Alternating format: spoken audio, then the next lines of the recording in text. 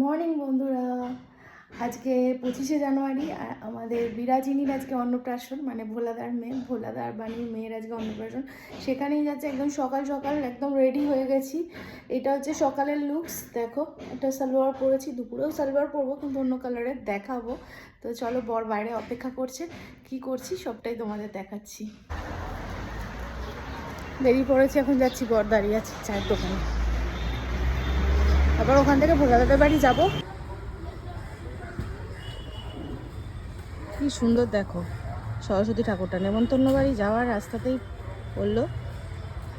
দারুণ দারুণ, কাকিমার দোকানের সামনে ঠাকুরটা, অসাধারণ কালারটা দেখো। চলে এসেছি ভোলাদাদের বাড়ি, এই যে দেখো ছাদে সাজানো হয়েছে। কেমন লাগছে? হ্যাঁ কি গো, হাসি হাসি করে দাও। বড় হয়ে গেছে গো, 1 মাসে। হাসি হাসি করে দাও। রেডি? চল আস্তে আস্তে চল।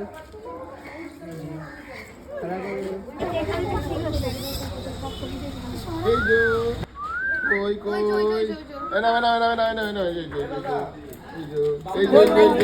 যাবো যাবো যাবো যাবো।